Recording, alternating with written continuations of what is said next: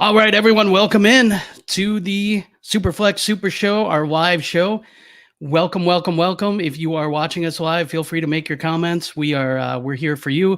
We are here for you, the people. We're going to be talking about the quarterback apocalypse that is going on right now, and it's a mess. We're also going to be answering some questions that we got over on the @Superflex Super Show Twitter handle that people kind of tagged us in. So we'll be addressing that stuff too. But before we do, I want to let everyone know about one of the other great podcasts on the DLF family of podcasts. That is the Read and React IDP podcast. Dynasty veterans Adam Sticky Zykas and Tom Kislingberry guide you through the world of IDP fantasy football leagues with analysis for both beginner and veteran IDP enthusiasts. You'll be sure to find something useful and interesting every episode. You can find the Read and React IDP podcast on the DLF family of podcasts. You can go to dynastyleaguefootball.com to find that, or you can find that on Podbean and Stitcher as well as any of your Apple products. You can find that on Apple Podcasts as well. So, guys, let's get into the quarterbacks here. I think that's the big thing that I at least want to address is the quarterbacks. So we've got all sorts of. I mean, let's just address the injuries real quick. The injuries. I mean, Nick Foles goes down, and then we have Big Ben going down. Drew Brees goes down. Cam Newton might be injured. Now we have Eli Manning. Looks like he's replaced. Ryan Fitzpatrick could be. Andrew Luck retired early in the year. Early in the offseason. We've got guys like Gardner Minshew, Mason Rudolph, Teddy Bridgewater, Kyle Allen, Daniel Jones, possibly Josh Rosen, and maybe even Dwayne Haskins, who might have some value either now or later in the year. Guys, what do we make of the quarterback situation? Is there an injury that looms bigger for you guys than some of the other ones? Or how do you approach quarterback at this point if you had one of these guys that was hurt? I was waiting for you to get a lot more excited about announcing Eli Manning being replaced by Daniel Jones. You disappointed me a little bit.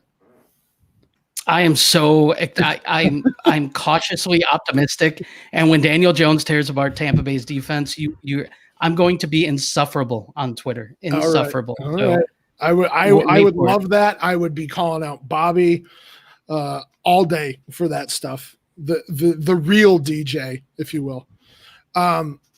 So I think you have to look at it this way. You have to look at it on who has value now and who has future value, right? So I think really the one that has the most value probably overall is Daniel Jones, obviously, because I think we all expected this, right? We all expected Daniel Jones to take over this role this year. Maybe not this soon, but they drafted him as a 6th-round pick. He's going to be the starter for at least a couple of years unless he flops. But I would imagine they give him at least a couple of years.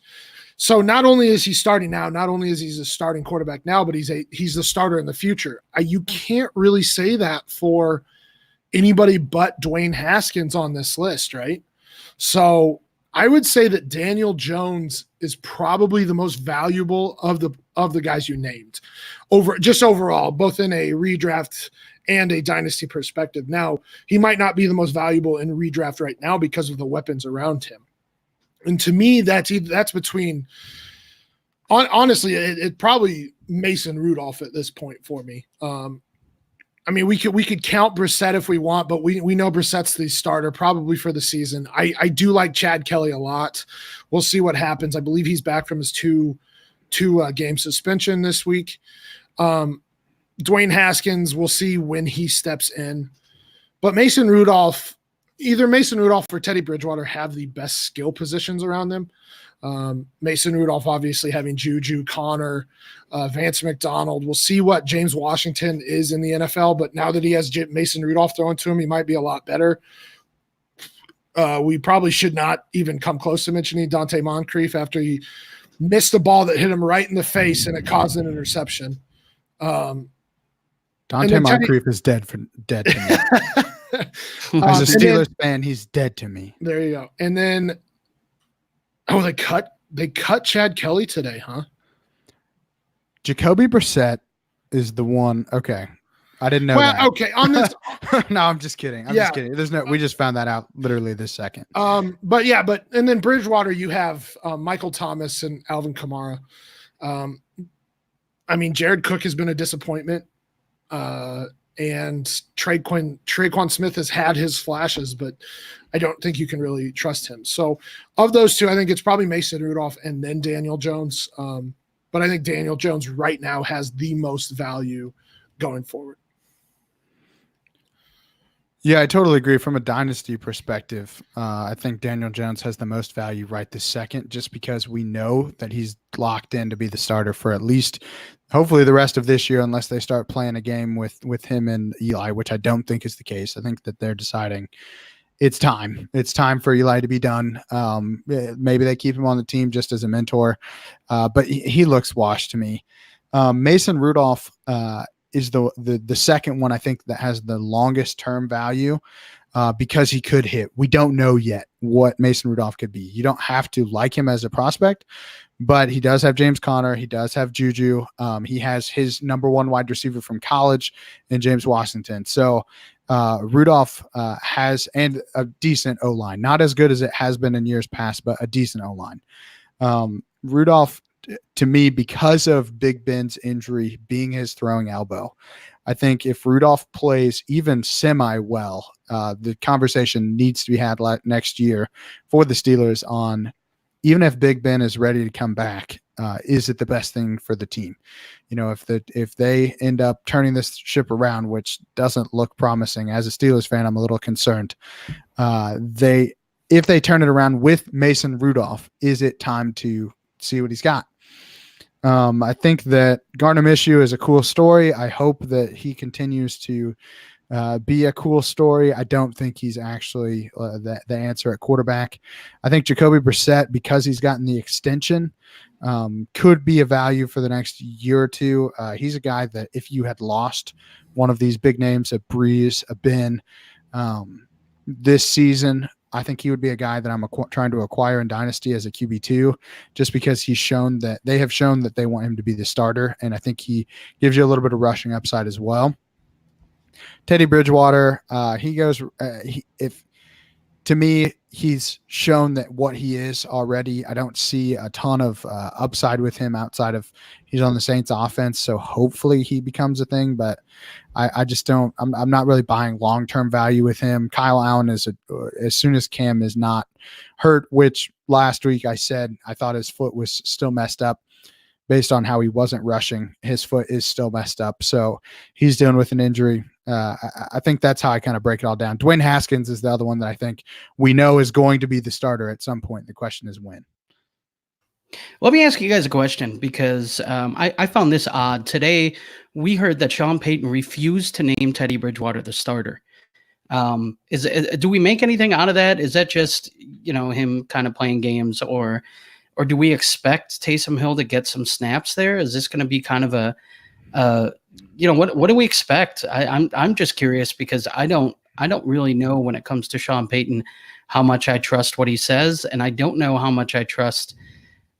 I mean, with his game planning, I mean, I don't know if I could trust Teddy Bridgewater next week. What do you guys think? I mean, the only way you play Taysom Hill a significant amount of snaps is if you are like converting to a college type RPO, triple option, wishbone, whatever you want to call it, college offense. Like, you can't trust him to drop back and pass 25, 30, 35 times a game. He's just not that player. He's not a good quarterback. But could you see them doing some weird college thing where they're like switching out every other possession or whatever? Sure. I'm not taking anything from it. I think that Taysom Hill's going to be a gadget player still, like he was with Drew Brees. He just might get more snaps, and they might play more Wildcats or RPO. Yeah, I agree. I think that they paid Teddy this offseason. They could have let him go. If they wanted Taysom to be the starter, they could have just let Teddy go, but instead they paid him to come back.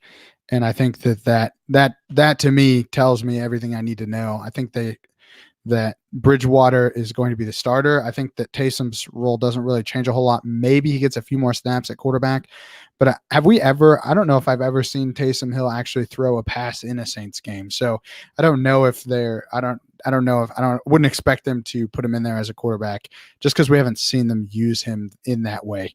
And I did look it up. Chad Kelly did get waived today after his suspension was up. And I don't understand it, but I guess that's what the Colts decided. So maybe there's something we don't know yet.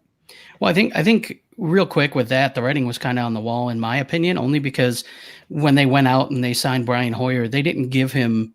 I mean, that wasn't a guy who they thought was going to be a backup quarterback for a couple of weeks till Kelly was back. I mean, they paid him pretty well. So I kind of feel like the writing was on the wall, and I don't think it's the right move. I think Chad Kelly proved that he was the best quarterback there, but it doesn't shock me that it happened. Let me ask you guys this with the Taysom Hill situation.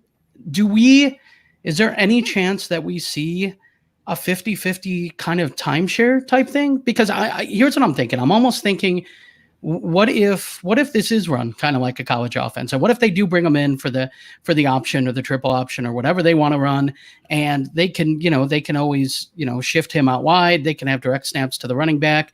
They can do things like that to where maybe Teddy Bridgewater isn't on the field as much. Is that a possibility? I'm just curious because I think the usage here is going to be interesting. I think this is the week where we're going to really find out how they're going to use those guys when they have a full week to game plan with both of them. And I'm curious to see if maybe that's, what kind of time split could you see being a realistic time split? Is it more 75-25, 80-20, something like that for you guys? Here's my issue with giving him more than, let's just say 25%. John McGlynn, our fellow co-host, is in the comments and suggested 75-25. But my issue with that is you're taking the ball out of your two best players' hands, or at least have the possibility of taking it out of your two best players' hands in Alvin Kamara and, more importantly, Michael Thomas. Because let's be real, I don't think you really trust Taysom Hill to throw the ball all that much, and that basically neutralizes Michael Thomas without making the defense neutralize. So that's my issue with Taysom Hill getting any significant snaps under center. Is I get it. Let's use him as a gadget player, but the big issue with that is then you have the issue of, are you taking it out of Alvin Kamara's hands at that point? So I have to, and mind you, this is assuming rational coaching, and this is my own mind. I have to assume that they want to get the ball into Alvin Kamara and Michael Thomas's hands. And when you have Taysom Hill in there, you're taking a chance that you're not giving it to them. And Taysom Hill is in there to make plays on his own. And I don't think that's a way the Saints want to or will be successful running. Yeah, I agree with everything that Stompy said. I don't see them 75-25 is max. I'd be surprised if we see Hill in for 25% of the plays. I would say that the one thing that I could see them getting a little tricky with him is in the red zone. I would like to see him throwing more if that is going to be the case, because every time he comes onto the field, the ball goes to him. I mean, I don't think defenses are really being tricked at this point with him. Every time he touches the ball, he's either running it or he's splitting out and catching passes now, apparently. So I think they like Taysom Hill. I think that he is part of their plan going forward at quarterback in some way, shape, or form, but I don't think that he's going to be a full-time starter. Yeah, that's interesting. I could definitely see if the gadget plays are working early, that timeshare increasing. And I know, to your point, Stompy, I don't know that that would be a bad thing for Kamara. I think being able to run a read option or being able to run a double or triple option type thing could be good for Kamara. It could actually work in his favor. I do think it would probably be, spell the end of Michael Thomas putting up wide receiver one numbers, consistently. but yeah, no, it's definitely something I kind of want to monitor moving forward. It's just his usage, and just to see, if Teddy Bridgewater struggles, maybe that usage goes up. I don't know. I think this week is going to be interesting to see how they use those guys. But let's move on to some of the other guys. One of the guys I really want to talk about is my guy Daniel Jones. Daniel Jones really tore it up in the preseason. I think a lot of people were kind of caught off guard with how good that he looked early, right away in that system, and now. It almost comes at because they had Dallas, and then last week, I mean,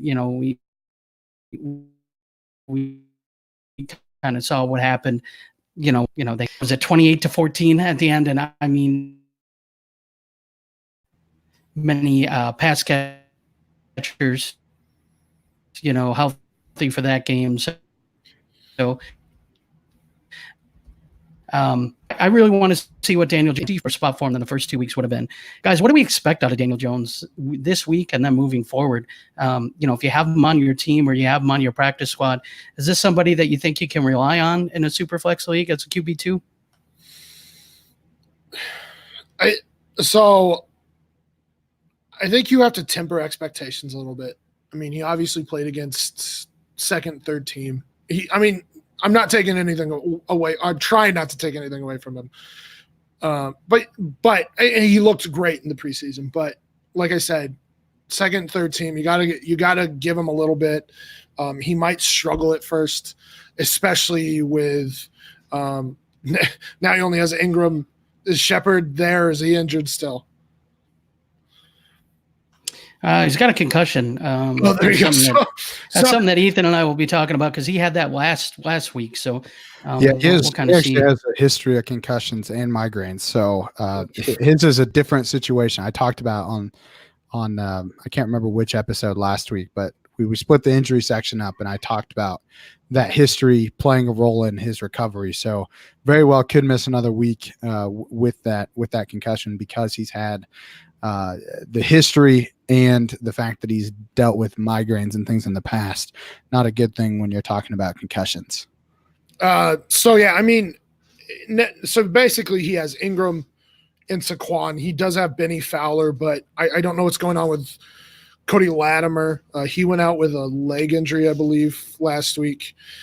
Golden Tate won't be back until week 4. So he's going to have a rough go, I think, these first couple of games until he gets all of his playmakers back. And let's be realistic, the skill positions around him aren't the most desirable, I suppose. I mean, I like Sterling Shepard. I think Golden Tate will be fine. I mean, Saquon Barkley is Saquon Barkley. The dude's a monster. You're not going to affect him. But I just don't. Like I said, temper expectations. These first couple games could be rough for Daniel Jones, but I mean the New York Giants, I think there's no going back from this. They have to start him the rest of the year, or they're going to look well. Then again, I don't think Dave Gettleman actually cares what they look like, so you never know. Maybe they'll do what they did. What was it, 2 years ago with Geno Smith? Sit Eli Manning for a game and then realize, well, that was a stupid idea, and then bring him back in. So. This year might be rough, but I think you'll be fine as I don't know if I would trust him as a QB2, but a QB3. Yeah, I agree. I think he's a fringe QB2, maybe. He did rush a little bit in college, so I think we could see a little bit more of that. We haven't really seen him do that much in the preseason. We definitely didn't see him do any using his legs at all. I think we could see him scrambling quite a bit, just because I just don't think he's going to be. He doesn't have the weapons that he would hope to throw to, but. At this point, I don't think there's getting worse than Eli Manning. So whatever you expected for Eli, maybe a little bit of bump up from that. And then that's what I kind of expect from Daniel Jones. I think he's a QB3, but it's going to have some QB2 weeks, depending on the defense that he's playing. I would not start him this week. I don't like that at all. I don't like it at all. I'm starting Daniel Jones this week, man. I'm telling you, Look, I've always been higher on Daniel Jones than most, so this is no different than usual. But I think it's a good matchup. I know John McGlynn, our co-host, is in here saying that the Buccaneers are a sneaky Flyer defense this week, and I don't know that I love that. I think guys like Saquon Barkley, Evan Ingram, and if Sterling Shepard can be healthy, is enough weapon-wise around Daniel Jones for him to be able to make plays. Look, Eli Manning averaged 285 passing yards those first 2 weeks. I think this is an easier defense to pass against. So to me, man, I'm all about Daniel Jones. So I'm starting him this week. I expect QB2 numbers this week, and moving forward, like Ethan said, I mean, if you had Eli in there and you were relying on Eli at any point as your QB3, you're going to be fine with Daniel Jones there. You can expect a bump, in my opinion. I just think it's going to be a little bit more significant than you guys do. So I think QB2 moving forward, in my opinion, but I guess we'll kind of see how that one plays out. All right, so let's kind of move on here. We actually had a couple questions, and I kind of want to get to one of them here. This is from D Money at D Money Sports 47. Says, should I start John Brown versus the Cincinnati Bengals or Mecole Hardman versus the Baltimore Ravens? Now, matchup will tell you one thing for sure, but man, one offense just doesn't seem like it can be stopped no matter who they play. I'm interested to hear your guys' thoughts. Who are you guys starting out of these two this week? This is really interesting. I like John Brown a lot. I think I actually have him in as a start in my start sit column because of that matchup. They were beat pretty badly by the San Francisco 49ers.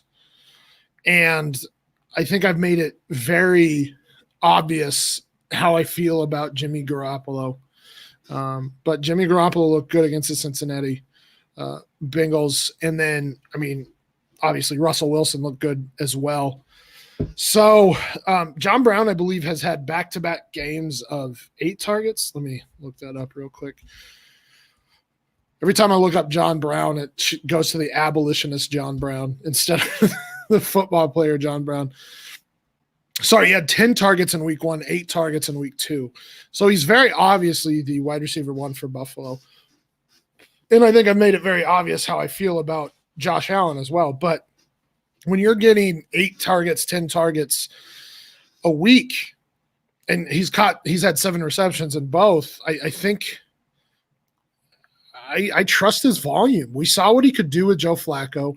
He moved to another big quarterback or big arm quarterback in Josh Allen. And if he's going to continue to garner those targets, especially against a secondary like Cincinnati's, I got to stick with John Brown here. I get the hesitation with Mecole Hardman. I believe he had a long touchdown last week. He had another one called back on a penalty.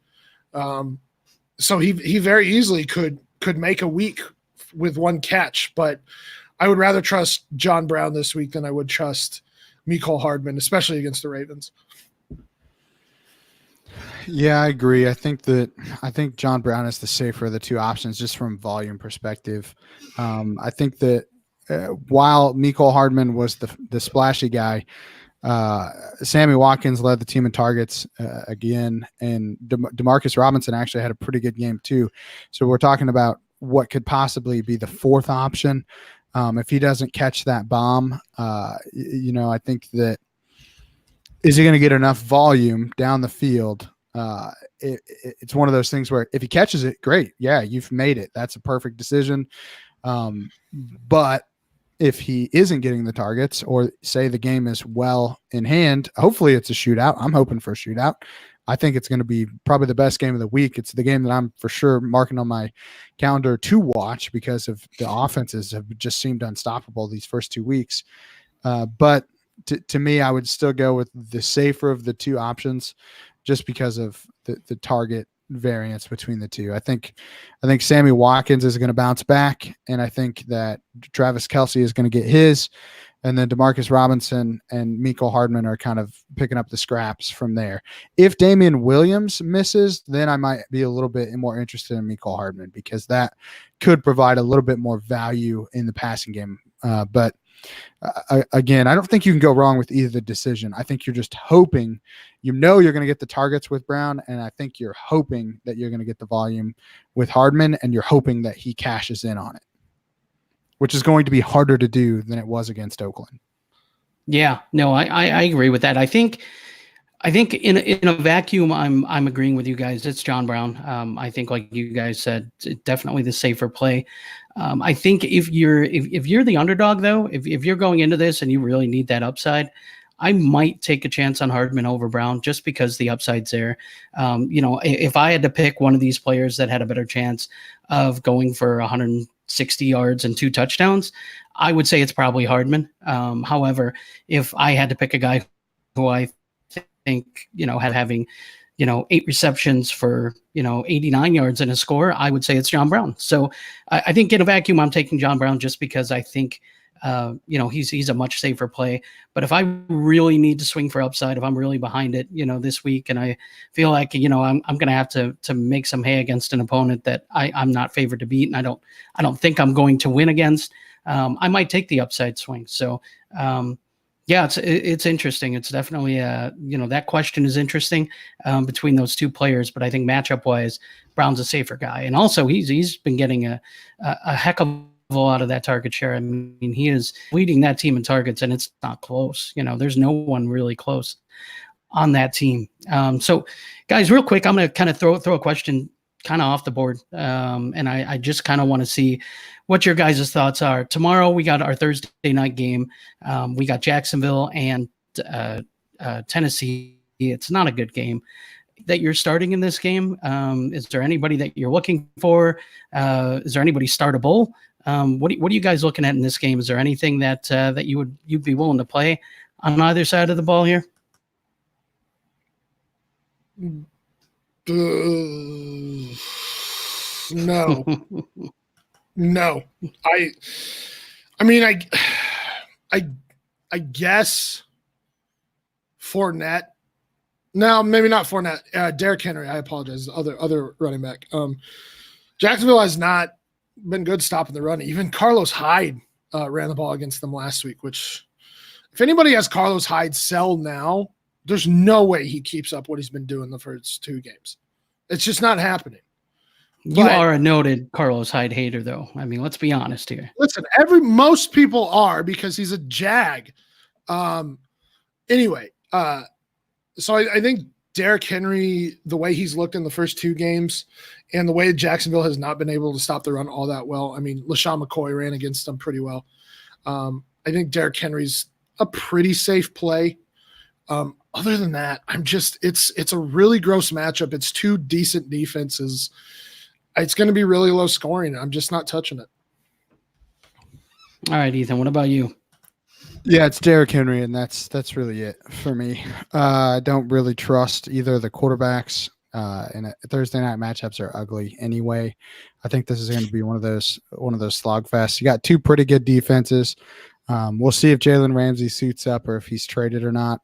If Ramsey doesn't play, maybe you could argue Mariota could be worth a start, but I still think that's only if you're desperate from the quarterback apocalypse that we just mentioned. You might have to be starting Mariota.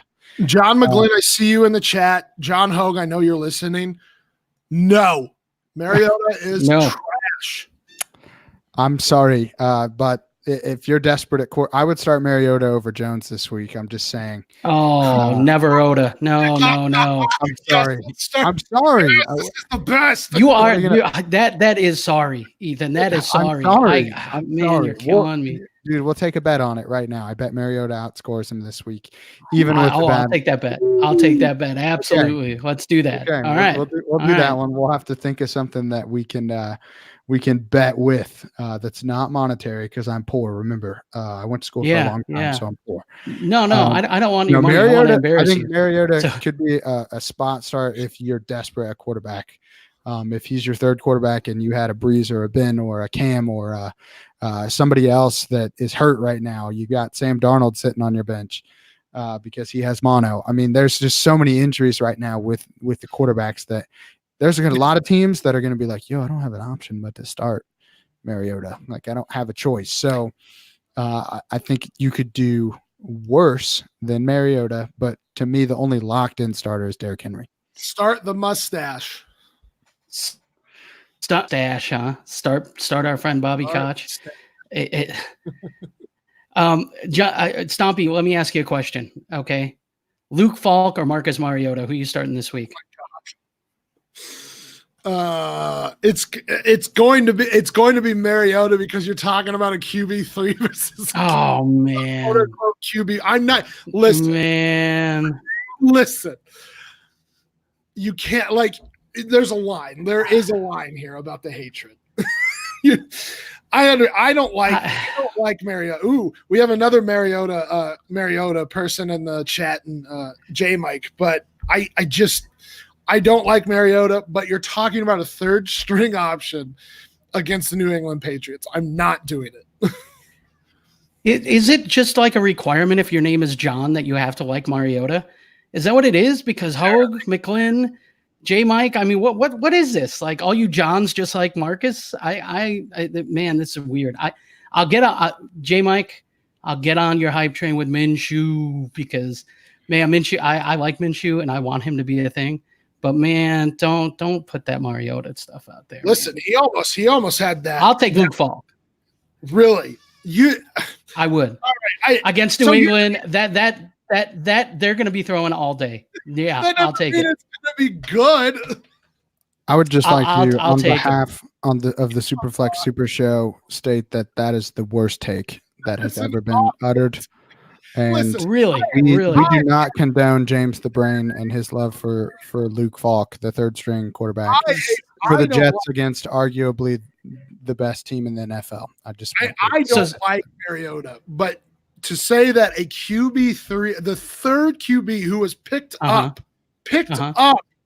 what is it, just before last week's game, is going to be better than Marcus Mariota. He was like 15 for 20 for almost 200 passing yards last week with no practice. Yeah, I'll take him in a positive game script. I'll tell you what, Stompy, I'll bet you too. How about you take your boy Mariota and I'll take Luke Falk. Don't you dare put me into that camp just because my hatred knows a line. Look, it doesn't take much to be better than Trevor Siemian. Can we agree with that, Stompy? It's fine. Take it easy on Trevor Siemian, okay? It's not his fault his leg exploded.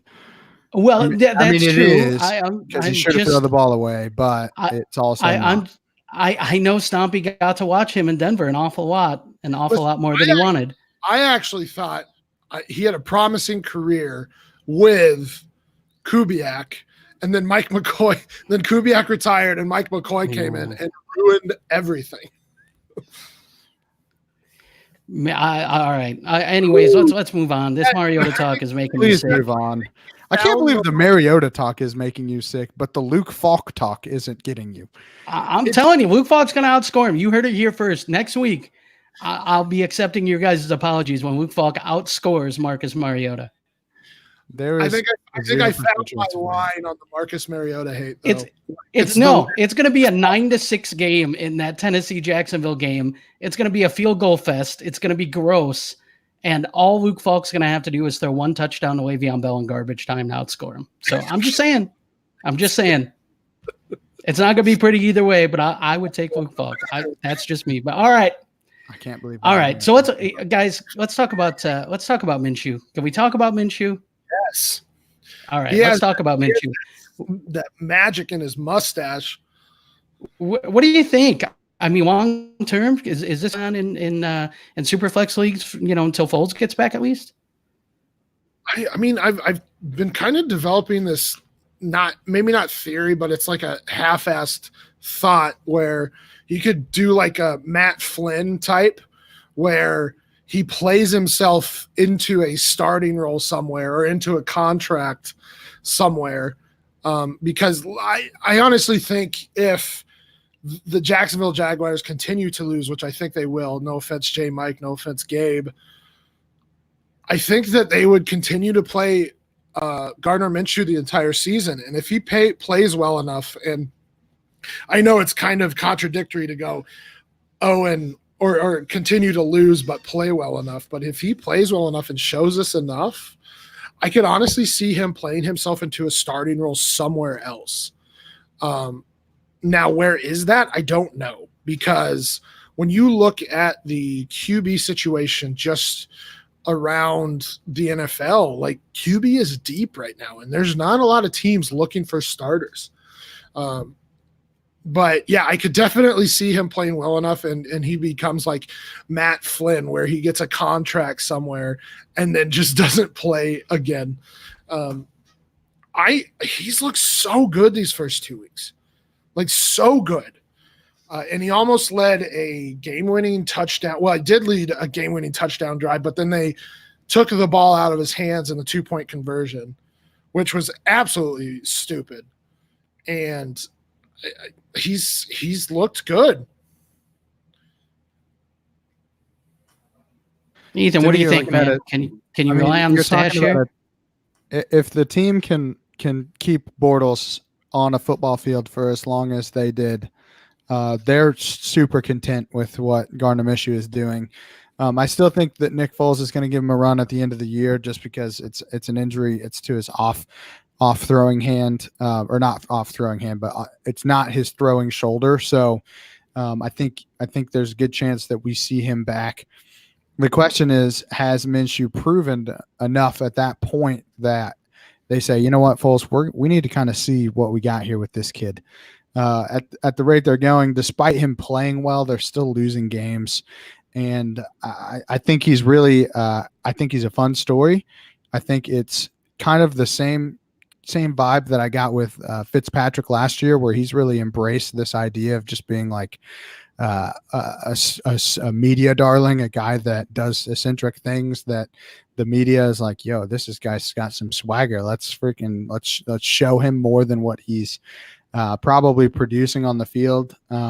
But his rushing upside is nice. I mean, I think similar to Bortles, the thing that's going to keep him in fantasy talk for as long as he's starting is the fact that he is scrambling and he's getting some yards on the ground. You know, I think he had 56 rushing yards last week on about 6 carries. So that's a pretty good clip. And that right there is 5 fantasy points or 5.5 fantasy points. So if that's his floor plus what he's doing throwing, I mean, I think he's definitely in the QB2 talk for as long as he's starting, which I think is at least for the next 8 weeks. So, you know, I think he's fine. I think it's a good story.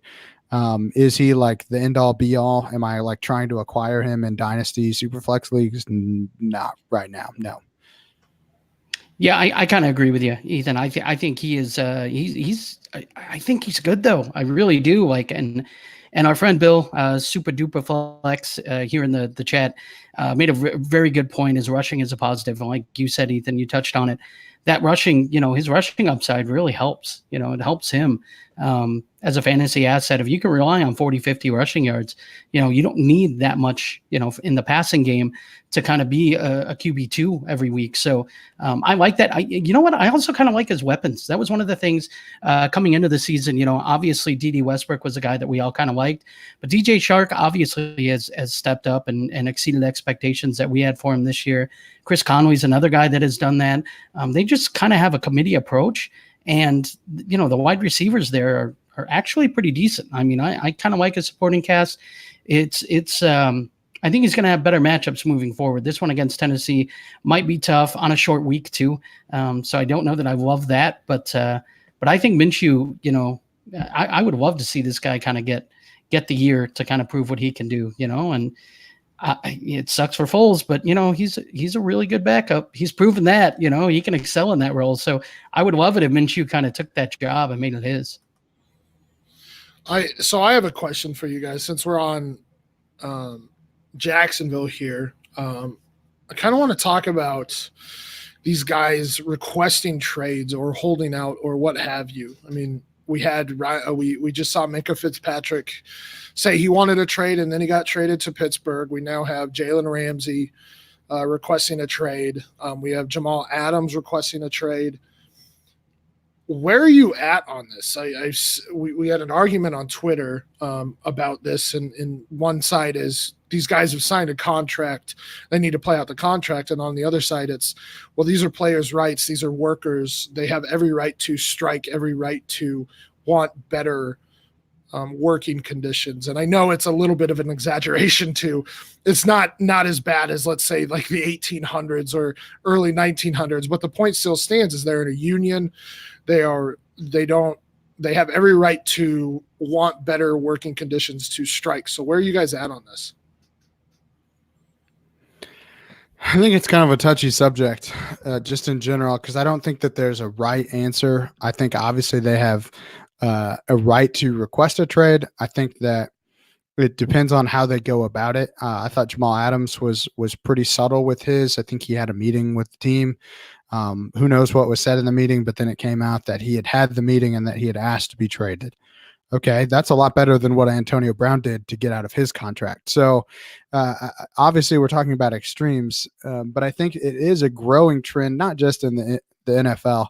You're seeing a lot in the NBA. Guys are saying, you know what, I don't want to play for these teams that suck. You're not trying to win. You're going to tank. I'm out. I'm here to win. I'm not putting in the NFL. You're putting your body on the line, basically to suck. Like, I mean, to me, it's, I think it's, for them, it's a value. They know they have a shorter career and they realize that if you're tanking, I'm putting my body out there just to lose. And I don't play this game to lose. All these guys are hyper competitive. They're used to winning. Most of these guys didn't lose in high school. They didn't lose in college. They get to the NFL and then the culture around them is basically, hey, we're going to lose for the next 2 to 3 years so that we can maybe be competitive then. But if you look at the history of the league, those teams never get to that point. They never get to that point where they're actually competitive. Maybe you could argue the Jags were pretty close there with that defense, but you look back and you see, okay, well, who wins? The teams with great quarterbacks and great defenses. If you look through the history of time in the NFL, the only teams that win are those teams. So if you're on a defense that sucks, that doesn't have a quarterback, you're basically just playing for cash, which I think for a long time, these guys were perfectly content with that. But now the money is so good, they would rather play for cash and win. And so I think that, for me at least, it's a matter of how is the NFL going to respond to basically stars saying, hey, if you're not going to put us on a good team, we're going to ask to be traded until you do. And is it going to reach a point where they just decide, well, holding out is an option too. I'm just not going to play until you trade me. And I think you're seeing that more often too. So I don't know. It's complicated. I'm not sure how they fix it. I'm sure the NFL will come up with something because they seem to be the league that does this. But I just think that it's hard to argue one side over the other. I think it's just a problem that somehow has to get addressed. And I don't know if there's a really good ethical way to do it. Yeah, it's interesting. I personally feel like the players have every right to request a trade. To be totally honest with you, I do. I feel like, we're in a free market. All of us kind of get to pick our employer. And that being said, there are times when you're drafted by a team and you don't really have you could hold out, I suppose. You don't have to sign that contract, but how it will affect you adversely when you're sitting out a year. Your draft stock plummets, your livelihood plummets, you're basically, not going to make any income for a year for the most part in the NFL. And you're going to, go from potentially a first round pick to a much later pick after sitting out a year. So it's difficult. It's hard to look at both sides, but I do feel like the players have every right to request a trade. I think there is an ethic to it. I think there's a right and a wrong way to do it. There's, when you request a trade and you're still playing for your team and you're still, giving 100% and doing what you have to do. I think that shows a lot to a prospective team too, that, hey, this guy didn't quit on that team. He wanted out, and look, there's a lot that goes into it. Look, Doug Marrone is a guy that wasn't there when Jalen Ramsey, kind of came into the league, and now he doesn't get along with him. So, I kind of understand that, sometimes, and, if I come in as a head coach and you're not a system fit guy, there's a good chance that I'm going to get rid of you. So, it goes both ways. I don't think it's always the player that gets to choose where they want to go.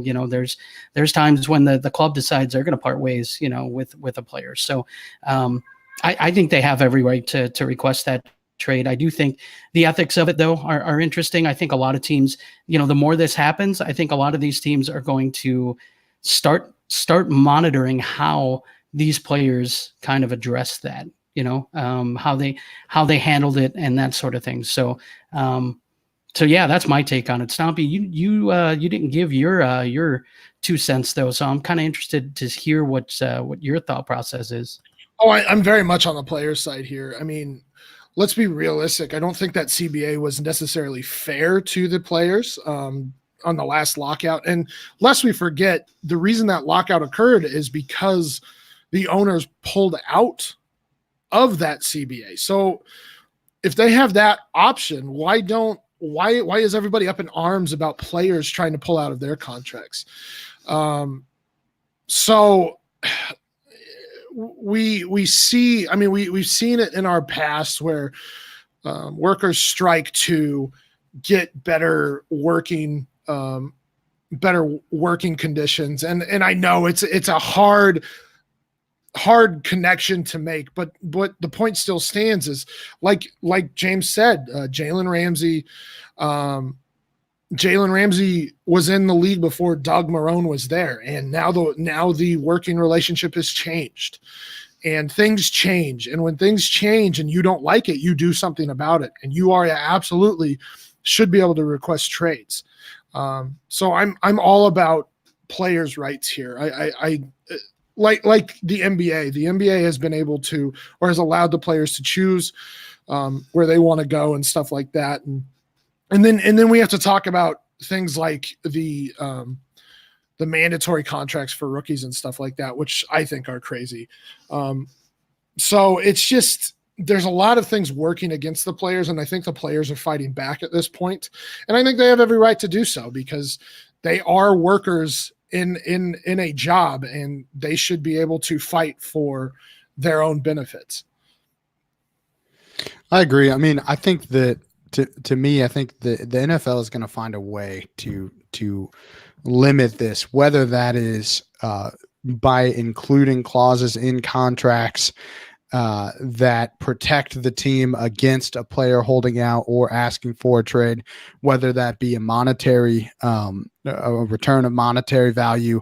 I don't know what the plan is. I mean, if I sign a contract with you guys right now, and it has a monetary value that I'll provide a service, which is technically what they are providing on-field product for money. That's what a contract is you do something for money. I think the NFL could very well express distaste with the fact that contract is being broken. So who's paying? If you choose to not play, you don't get paid. And so I think that's where it gets tricky, because how do you word it? How do you find a way to respect the contract, but also respect these guys' rights to say, you know what, I don't like this contract. This contract is garbage. Get me out of here because I signed up to play to win. And I think that's the thing. These contracts aren't written with any clauses in them that say we will be competitive the whole time that you're signed to us.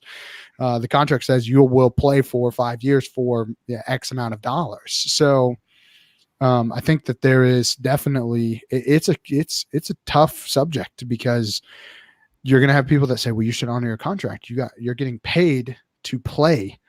And then I think on the opposite side, the players are expecting the team to try to win with them playing.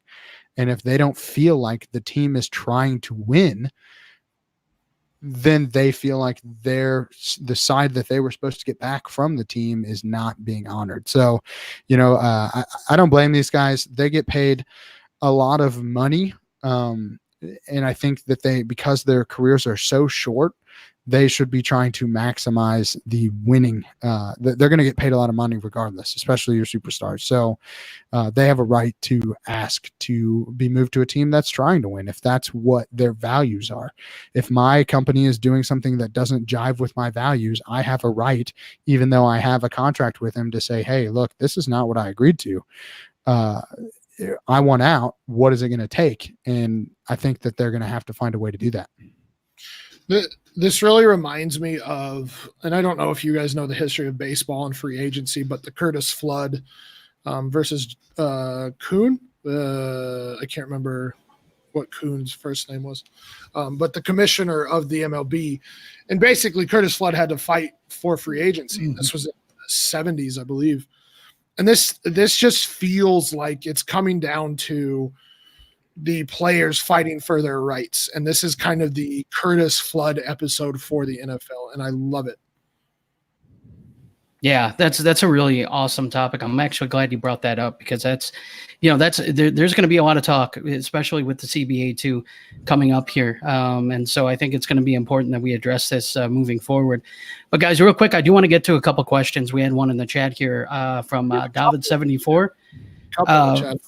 For first-year dynasty player here, so go easy on me, please. Would you trade Drew Brees and Teddy Bridgewater for a 2020 first? Guys, what do you think? Yes, because it's an iffy situation. I doubt you're going to do anything with Brees and Bridgewater. I mean, if they are probably Brees is probably your RB1, maybe your RB2. Honestly, it really depends. If you're in a rebuild, I would. If not, I would be asking for a little bit more. I think you ask for more regardless, but I still probably would be if they're willing to add anything to it that adds some value to the first side. I'm probably taking it because one, I don't trust Brees to come back. I think you could argue that he will come back and play one more year because he's disappointed about how this year went. And the fact that he got injured, we don't know how long that injury is going to take. They're saying they're not going to put him on IR. It's his thumb on his throwing hand. He's going to have major surgery. He's going to be immobilized for 4 weeks. The likelihood that he actually comes back in less than 8 weeks is pretty slim. So I'm going to take the first there just because I know that I can turn that into a valuable asset. I'm big on the 2020 class right now. I think it's 3 deep at every major position except for tight end. So you're looking at least 9 guys, probably more. And with all the quarterbacks that have gotten hurt that are a little bit older, with your Brees, with your Ben, you could be looking, obviously Tua is coming into the league. You could be looking at a pick that has better value than what those 2 guys carry. I think those 2020 firsts are going to be worth some serious coin. And I think you're going to be able to flip it for a young quarterback depending on where it sits. So yeah, I mean, I would take it just because to me, that's just good value, but I would still be asking for more because that's how you win in trades. You just keep asking for more until they're like, dude, I can't give anything else to you. You said you're new in Dynasty. So my trade strategy is always, even if I like the deal, I ask for more and I find a piece on their bench. Maybe they have a guy that, maybe they have a guy that has a rookie that hasn't hit yet, or maybe they have a 2nd or 3rd year guy. That's how I ended up with John Ross on a lot of my Dynasty rosters. And it's paid off in the last 2 weeks. I've already paid off, even in just this week, it's paid off to throw him into a deal that people were giving him away. So I think that could, very well, I'd be looking for those kinds of guys that could hit, that are still young, that could provide value down the road, more so than just take the pick. That's my strategy, though. I don't know how you guys handle that kind of stuff. Yeah, no, that's interesting. I think that's really good advice. Always ask for a little more, and see if you can get it. The worst case scenario is they say no and you take the original deal. But I don't see a problem in asking for an extra throw-in player, especially a guy that like you said hasn't broken out. It's been a couple years. They could be ready to give up on that guy anyway. So I like that. Man, this is interesting because you could be come next year, you could be trading away this year, Breeze and Bridgewater. They could both be starting quarterbacks in the league. I mean, it's possible Breeze comes back, Bridgewater doesn't re-sign in New Orleans and ends up starting somewhere, and you traded away 2 starters for a 2021st. And in Superflex, even a lower end starter like Teddy Bridgewater, which is what I would project him as, has some value, However, how long is Breeze going to play? How long is Bridgewater going to be able to hold on to a job? I don't know that with those uncertainties, I would hold. So I think I would take the 2021st. I like what you said though, Ethan. I would definitely try to get some more added to it, but I think ultimately I would take the first. So you can do. Sorry, I didn't mean to interrupt. No, you're good. The thing you can do is ask who he's dropping, because he's going to have to drop somebody off of his roster. I mean, I guess you could stash Breeze in an IR spot, but he's probably going to have to drop someone to do it. Figure out who he's dropping. If you like those guys, throw them into the deal as well. That's just free value. Again, it might not be anybody. He might be throwing away guys that aren't worth anything, but he could be throwing away, a rookie that hasn't broken out yet, that could provide some value to you down the road. Yeah, absolutely. That's another really good strategy when you're doing a 2-for-1.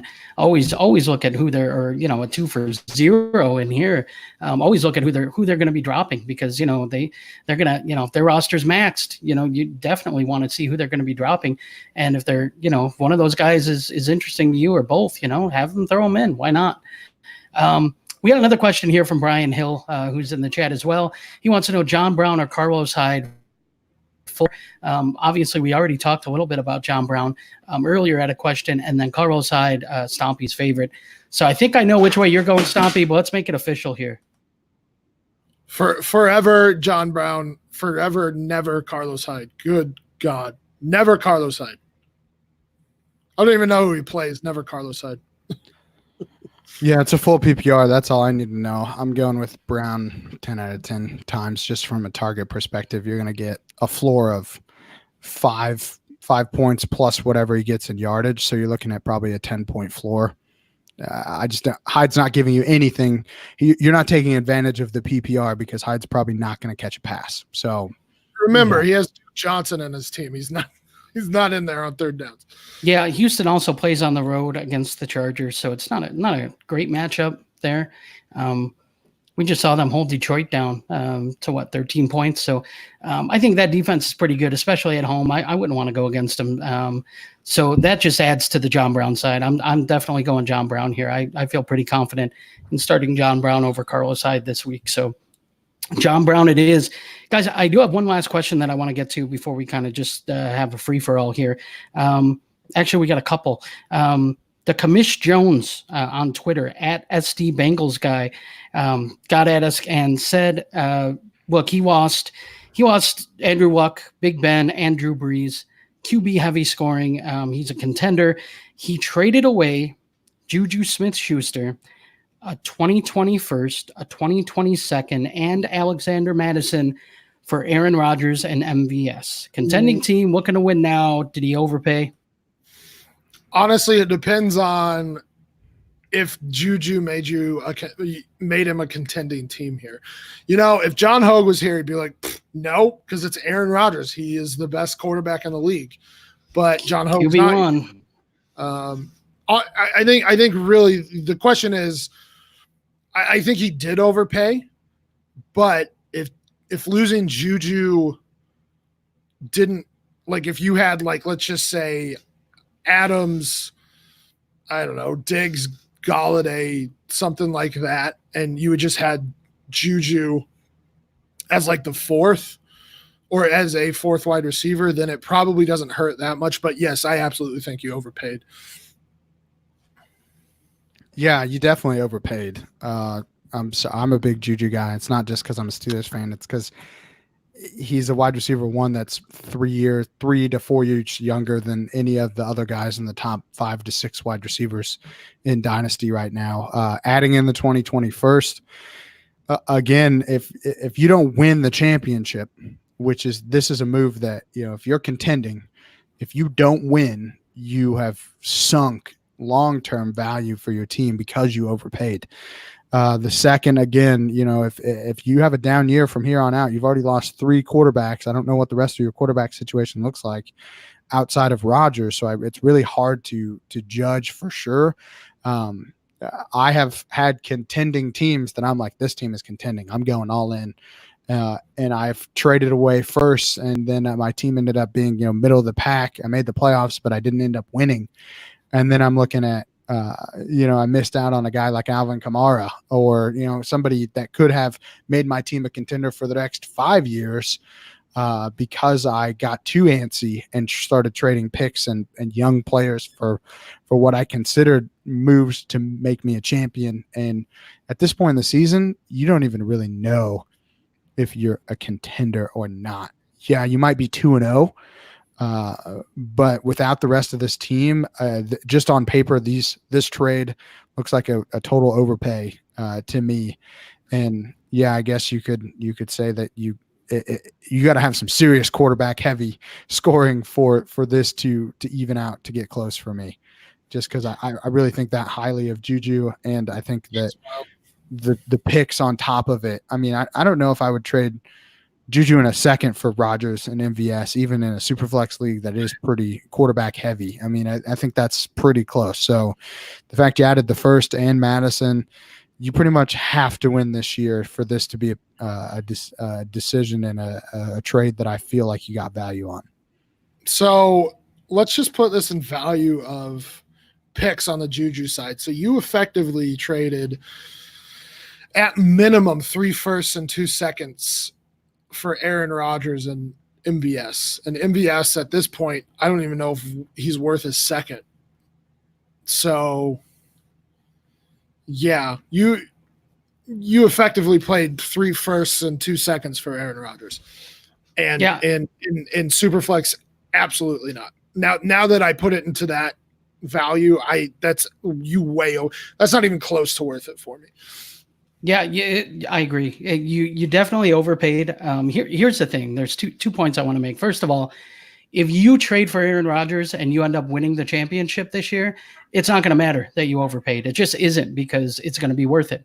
Winning a championship makes it all better. So did you overpay? Yes, but you're going to feel like garbage if it doesn't work out. But if it does, you're going to be laughing the entire time. So I wouldn't worry about that too much, as long as you go all the way. Second thing is John Hogue, our co-host, our friend. John Hogue talks all the time about how quarterbacks are always cheapest in a startup draft. And this is why, because when you have quarterback injuries like you do this year, anybody who comes to you and says, hey, I'm looking at this quarterback. Hey, I'm looking to acquire this quarterback. Guess what? They're paying 3 firsts, a second, or 3 firsts and 2 seconds for Aaron Rodgers, because there's no one selling a quarterback for a reasonable price, because no one can afford to. So if you have 4 or 5 starters, like John Hogue likes to do, you're the one guy that they're going to come to, and you're the one guy that they're going to probably overpay, because nobody else is going to be willing to move any of those guys. So that's just me. To me, that's the glaring takeaway here, is that while you overpaid, make sure when you're in that startup draft, man, I know Stompy, I know you and I disagree a little bit on this. I'm taking quarterbacks early and often. I'm good at drafting, so I don't really need that help. Oh God, he's good at drafting quarterbacks that never get hurt. Wonderful, Stompy, wonderful. Okay. Well, we got another one here, Stompy, that you actually put on the show sheet. So I'm gonna put it out here, and I'm definitely interested, because this one is really intriguing. So the trade here is Travis Kelce and James Conner for It's actually Jason Kelce. Jason Kelce and Travis Conner. So Travis Kelce and James Conner for David Njoku, Curtis Samuel, and 2 2020 firsts. Ethan, I'm gonna start with you, man. Since Sam posted this one, he gets to go last. He can evaluate it last. Let me give you a context though. So okay, please do. Earlier this week, I believe I traded Sam Darnold for Devonta Freeman in a second. Basically, I had Marlon Mack and Kalen Ballage as my starting running backs. So this was a rebuild. and I have Patrick Mahomes and Lamar Jackson as my top 2 starters. So they're the 2 top quarterbacks in the league right now. So I traded for Devonta Freeman in a second for Sam Darnold, and then this was the culmination of all the activity. So go ahead. To me, it's the Kelsey and Connor side. It's close. I mean, if you break it up, so Njoku, he's hurt. Who knows how long he's not going to provide a lot of value right now. So if you package Njoku and a first, I still don't think that's equivalent to what Kelsey is going to do this year. If you use Samuel and the other first, I still don't think you're going to get what you get with Connor this year, because you're basically waiting. You're hoping Curtis Samuel becomes a thing, but Cam Newton isn't playing, so you got to take that with a grain of salt. The firsts aren't going to help you this year. If you're rebuilding, okay, I like 2020 first. We've talked about that already, but I still feel like you could get more individually for Kelsey and Connor than this package. I think you could have got the 2 first plus just for Kelsey, and then depending on the league, I guess. I hate questions like this because I never know what you could actually get with those picks. So, or what you could actually get when you trade Connor. To me, Kelsey is worth 2 firsts, and Connor is worth at least a first and a second right now. So 3 firsts and a second. So is the value close? Yeah, it's pretty close. So I'm going to go with the side with the 2 studs.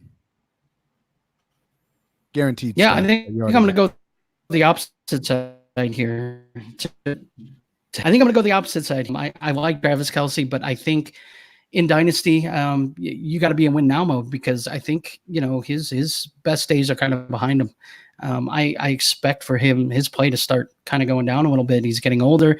He's an aging asset. And so if you're trying to win now, I definitely like buying Kelsey. However, it's got to be a championship now, in my opinion, if you're buying him. And really, to me, the big thing is I don't want anything to do with James Conner.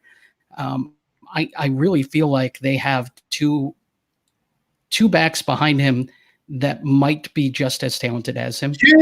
I'm sorry. Jaylen Samuel and Benny Snell. I'm telling you right now. I'm telling you right now. I truly believe that. Chat still. What's that? No, J Mike in the chat still. He's a Benny Snell fan. Yeah. All right. Good. See, I'm not alone. No, I really feel like well, that, you're that alone combination right is. I can tell you that for sure, because I'm not a Benny. Well, that's I'm normally am with all the Steeler fans we have around here. So, but Steeler, that's atrocious. Well, of course, I know what side you're on now of this trade. So I'm just saying, with getting 2 2020 firsts, for Kelsey, I'm fine with that. I think that would be what I'd move Kelsey for, and getting Njoku and Curtis Samuel for James Conner, I would do. I think Ethan brought up a very good point. David Njoku's not going to give you anything anytime soon. That hit he took, I mean, his neck did not look good. His wrist is hurt. So you're probably waiting on him. But I do feel like Curtis Samuel is a star waiting, in the making there. I like Curtis Samuel a lot, and I think that that's a piece that I would be buying. So I'm going to take that side. And sorry, Stomp, because I think it's pretty clear that you were on the other side here. Well, I mean, I am on it. I would say that regardless of what side I was on. Snell is not a danger to James Conner.